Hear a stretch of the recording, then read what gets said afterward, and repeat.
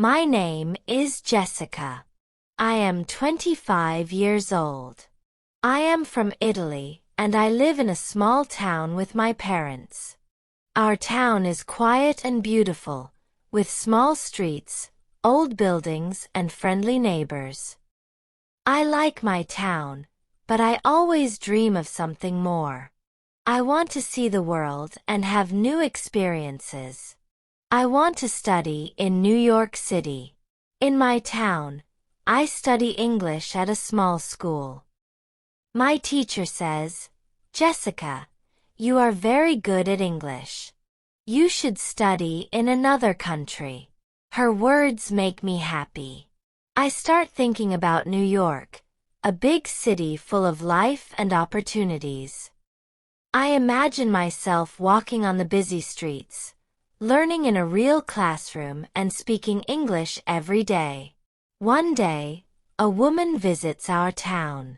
She is from a big city in Italy, and she looks very confident. She talks about a school in New York. She says, "This school is amazing. You will learn English very fast. Many students go there and they all love it." Her words are exciting. She shows me pictures of the school and students smiling. She says, "You can study here too. I can help you." I feel so excited. This is my chance. I want to go. The woman gives me some papers. She says, "Fill out these forms and give me the money for the school. I will take care of everything." I believe her. She seems so nice and professional. I do not think about the risk. When I tell my parents about the school, they do not share my excitement. My father says, "New York is dangerous. You don't know anyone there." My mother says, "Are you sure about this woman? Do you trust her? Be careful, Jessica." I listen to them, but I do not change my mind. I say, "This is my dream. I want to study English. I want to learn and grow."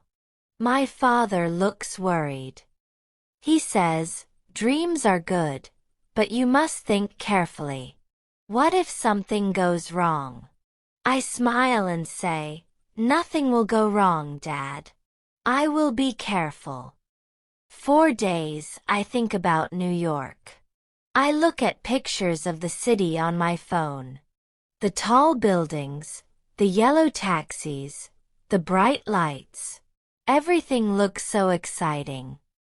I tell my best friend Sophia about my plan. She says, "That sounds amazing. Jessica, I want to go with you. Let's go together." I feel so happy. Sophia is my best friend, and I know she will support me. I start making plans. I dream about the future, and I feel ready to take the first step toward my new life. My parents are still worried, but I tell them, this is my chance. I will be safe, I promise. I do not know what will happen, but I feel brave. I am ready for my adventure. New York, here I come. The day after I decide to go to New York, I start making a list of everything I need. I write down clothes, books, and personal items. I also include important documents, like my passport and the papers the woman gave me about the school. I feel excited, but also a little nervous. I want to be ready for this big adventure. I talk to Sophia about our plan. She says, "Jessica, we need to book our tickets soon." I agree. We check flights online and find one that is affordable. It will leave in 2 weeks. I feel a rush of excitement. 2 weeks is not a long time. At home, I start packing my bag. My mother helps me. She says, "Jessica, Take warm clothes. New York can be very cold. She also gives me some snacks for the trip. You might feel hungry on the plane, she says. My father watches me pack. He looks worried, but he does not say much. Sophia and I meet every day to prepare. She is as excited as I am. She brings her camera and says, I want to take so many pictures. We will remember this trip forever. We also talk about what we will do in New York. We should visit Times Square, Sophia says. And the Statue of Liberty, I add. We laugh and dream about all the fun we will have. A few days before our flight, my father gives me some money. He says, Jessica, keep this safe. Use it only if you really need it. I thank him and promise to be careful. My mother gives me a small notebook. Write about your trip. She says, I want to read your stories when you come back. Finally, the day of the flight arrives. Sophia and I wake up early. My parents take us to the airport. The drive is quiet. My mother looks at me with tears in her eyes. She says, Jessica, please call us when you land. I hug her and say, I will, Mom. Don't worry. At the airport, everything feels big and new. Sophia and I check our bags and get our tickets. We go through security and find our gate. My heart is beating fast. I look at Sophia and say, we are really doing this. We are going to New York. She smiles and says, yes, we are. When it is time to board the plane, I feel a mix of emotions. I am excited, nervous, and a little scared. I wave goodbye to my parents one last time. Then Sophia and I walk onto the plane. As I sit down and fasten my seat belt, I think about everything ahead. This is the beginning of my dream. I feel ready. Sophia and I sit next to each other on the plane. Is my first time flying and everything feels new. I look out the window and see the airport getting smaller and smaller. The plane lifts off the ground and I feel a mix of excitement and nervousness. We are really going to New York. I say to Sophia. She smiles and says, yes, Jessica. This is the start of our adventure. The flight attendants bring drinks and snacks. I take a small sandwich and some juice. The food is not bad, Sophia says, laughing. We watch a movie on the small screen in front of us. It is an American movie with English subtitles. I try to follow along and read the subtitles. This is good practice, I tell Sophia. She agrees. After the movie, I look around the plane. People are reading, sleeping, or talking quietly. The sound of the engines is loud but steady. I feel calm.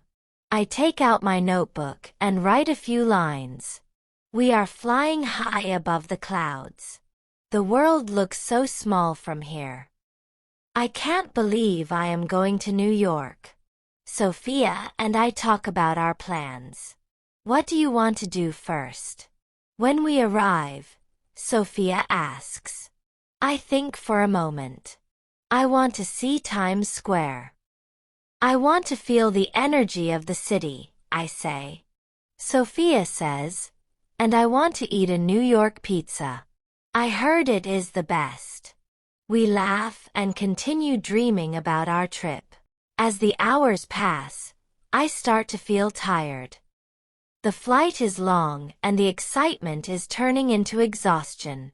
I close my eyes and try to sleep.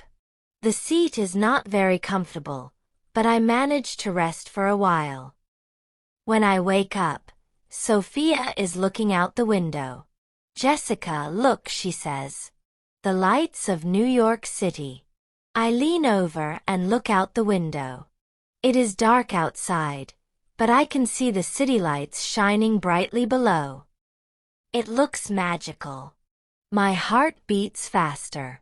We are almost there, I whisper. I feel a mix of emotions again.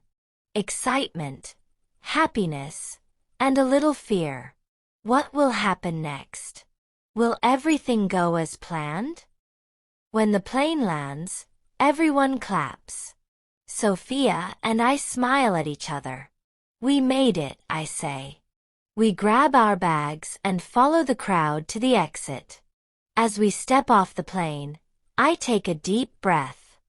The air feels different. This is it. I am in New York City. My dream is starting now. When Sophia and I arrive at the airport, everything feels big and overwhelming.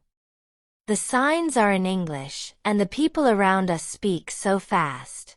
I try to listen carefully, but it is hard to understand. Stay close to me, I say to Sophia. She nods and holds her bag tightly. We follow the signs to get our luggage. Once we have our bags, we take a taxi to the address the woman gave me. I am so excited. This is it, I tell Sophia.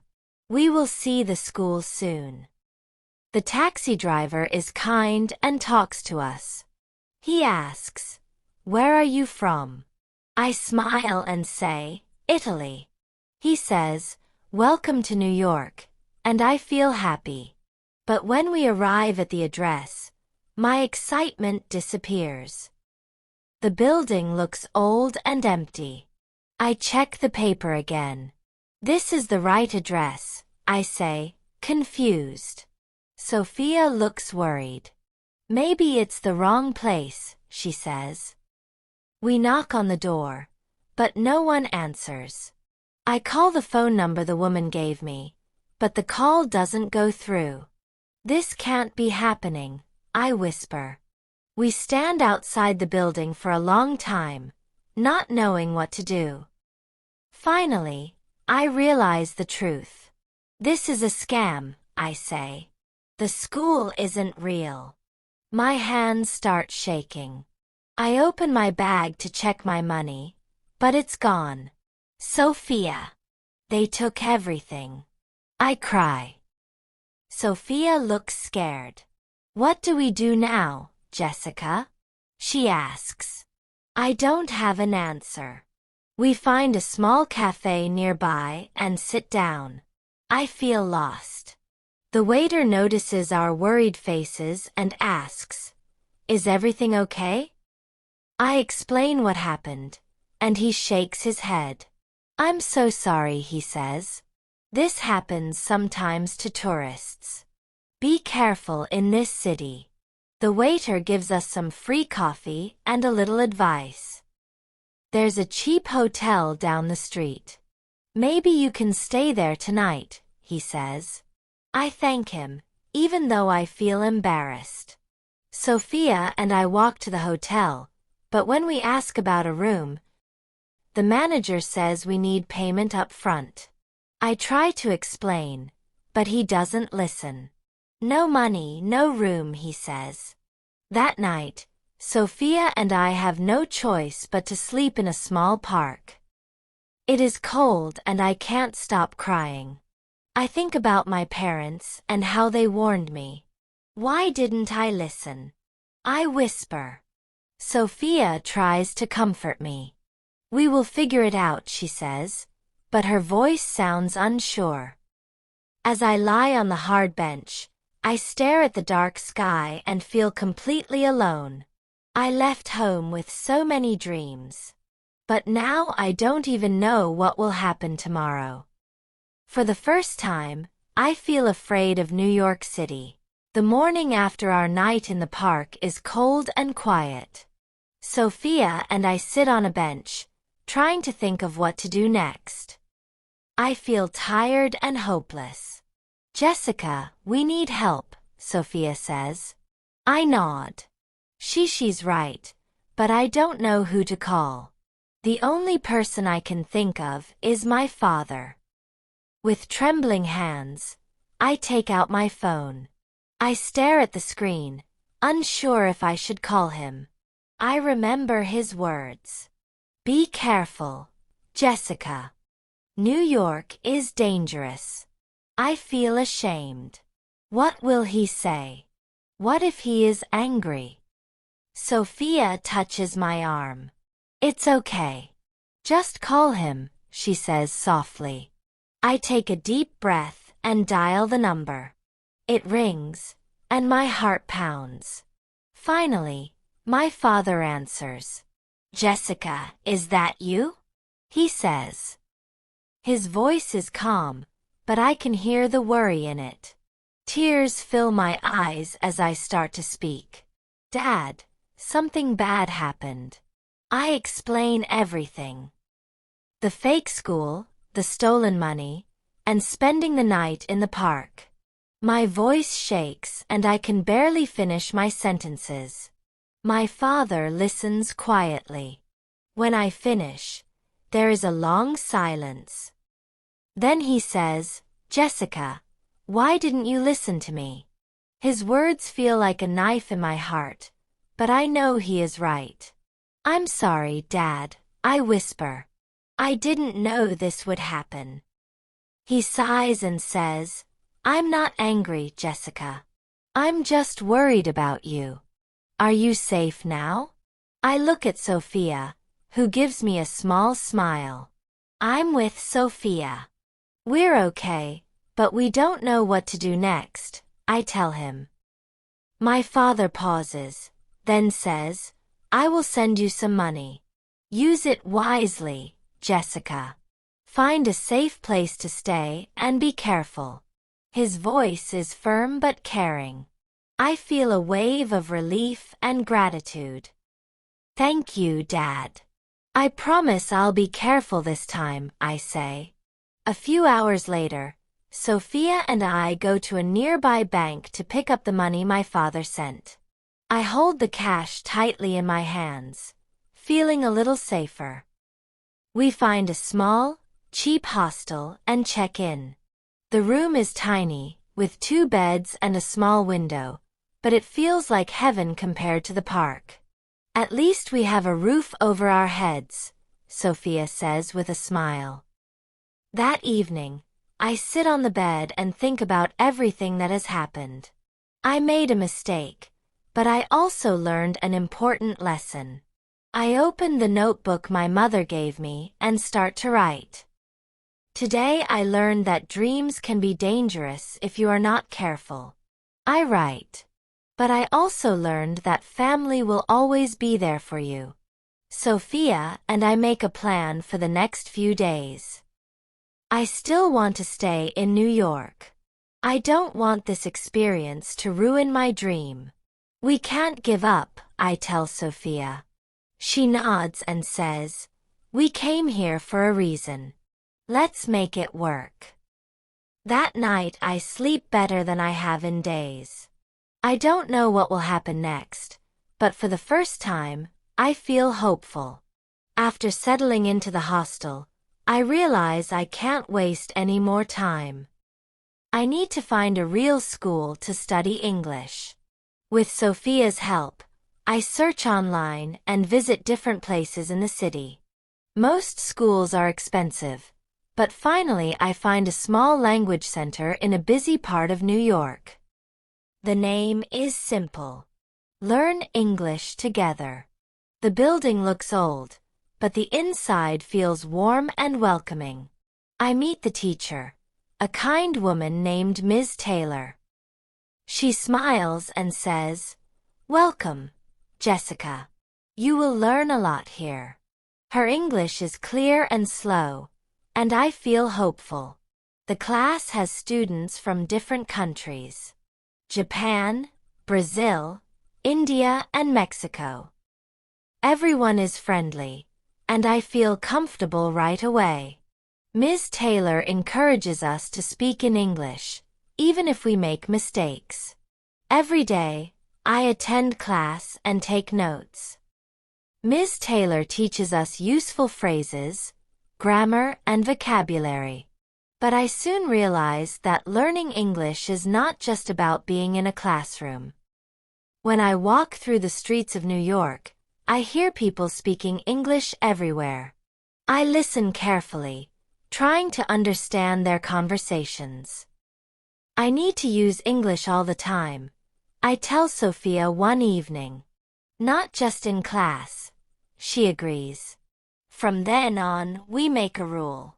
We will only speak English to each other, even if it feels strange at first.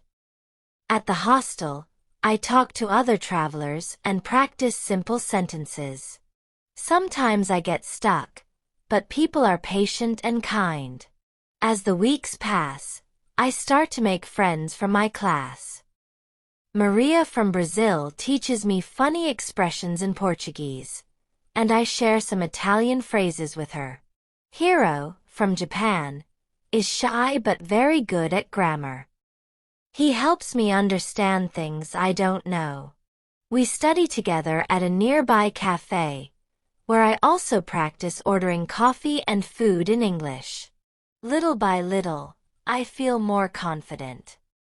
One day, while walking through Central Park, I meet an older woman who asks me for directions. At first I panic, but then I manage to explain where she needs to go. "Thank you, young lady," she says with a smile. I feel proud of myself. Months go by and my English improves. I can have longer conversations without feeling nervous. I write an email to my parents and tell them about my progress. "I am okay now," I write. "I learned a lot from my mistakes. New York is hard, but I am stronger." My father replies quickly, saying he is proud of me. His words mean so much to me. One evening, I walk alone through the city. The streets are bright with lights, and people are everywhere. I think about everything that has happened since I arrived. The scam, the struggles, and the lessons. I smile and say to myself, this is just the beginning.